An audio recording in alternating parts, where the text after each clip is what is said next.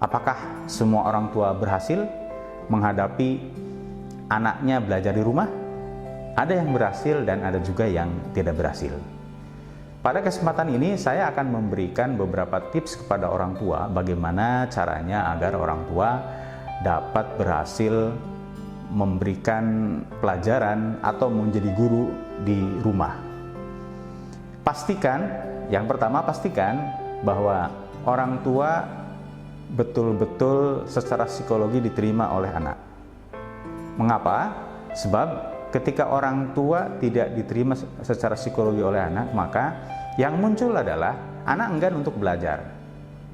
Namun ketika anak sudah welcome dengan orang tuanya, atau dengan kata lain anak sudah siap orang tuanya menjadi guru pengganti di rumah, maka anak akan belajar dengan sendirinya, akan mau belajar dengan senang hati.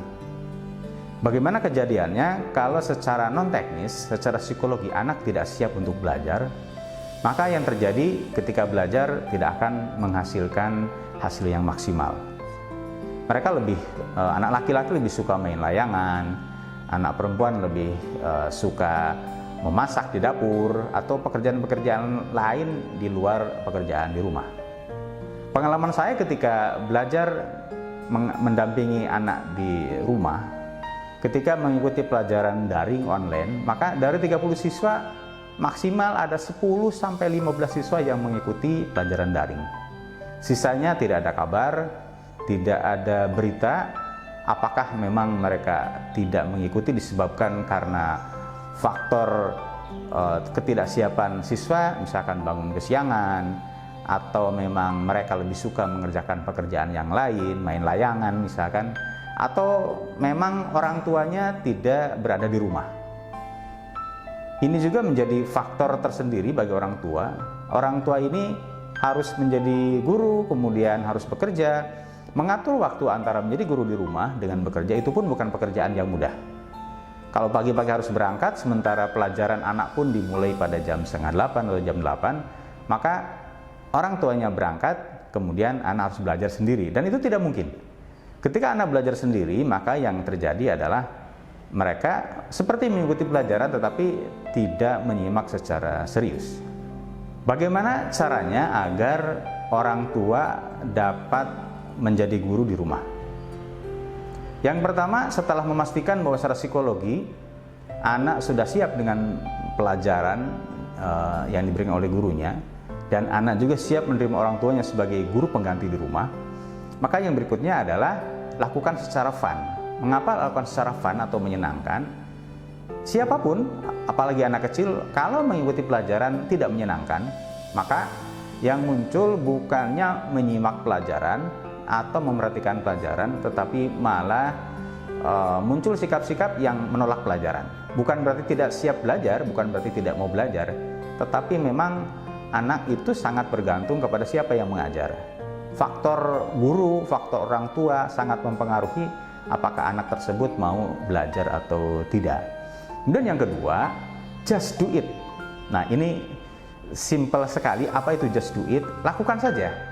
Kalau memang pelajaran itu misalkan berbentuk pelajaran yang harus diulang-ulang dibaca, apakah bentuknya bahasa Inggris atau bahasa Arab atau apapun yang berbentuk pengulangan, anak disuruh membaca saja, membaca dari awal sampai akhir. Kemarin anak saya mendapatkan pelajaran bahasa Arab dan gurunya menyuruh untuk membaca teks bahasa Arab tersebut, kemudian direkam dan dikirimkan kepada gurunya. Apakah memang anak paham terhadap pelajaran tersebut? Sudah tentu evaluasi atas kemampuan anak tersebut belum dilakukan. Tetapi yang penting, lakukan saja, berproses saja, kemudian jangan terlalu mempedulikan hasilnya seperti apa. Apakah anak memang memahami secara maksimal 100% atau memang anak belum memahami secara maksimal? Itu bukan urusan orang tua ketika mengajar. Lakukan saja, berproses saja sehingga anak bisa mengikuti pelajaran yang diberikan sekolah. Kemudian yang berikutnya adalah sempatkan orang tua yang bekerja untuk melihat pelajaran anak. Kalau memang misalkan orang tua berangkat pada pagi hari, kemudian pulang pada sore hari, sempatkan setelah maghrib atau setelah isya untuk bertanya, tadi pagi belajar apa, kemudian anak disuruh untuk mengulang, kemudian bercerita kepada orang tuanya, dan dari situ terjadi dialog antara anak dan orang tua. Dan kalau tugas tersebut harus dikirimkan kepada orang tua, maka malam hari itu juga dikirimkan kepada gurunya. Biasanya memakai grup WhatsApp atau grup-grup yang lain, tapi yang kebanyakan adalah grup WhatsApp. Itu diberikan, apakah tugasnya itu berbentuk isian atau berbentuk rekaman atau yang lainnya. Memang sulit Bapak Ibu sekalian ketika menjadi guru di rumah, tetapi itulah yang terjadi pada hari ini. Mau tidak mau, suka tidak suka, orang tua harus menjadi guru. Makanya hargailah profesi guru. Betapa guru harus memiliki kesabaran yang ekstra melihat siswa-siswanya yang sangat beragam, karakternya berbeda-beda. Orang tua hanya menghadapi 1 atau 2 siswa kalau memang orang tua itu menjadi guru pengganti. Bagaimana dengan guru yang sebenarnya ketika di sekolah? Tidak kurang dari 25 sampai 30 anak yang hadir dalam satu kelas dengan karakter yang beragam.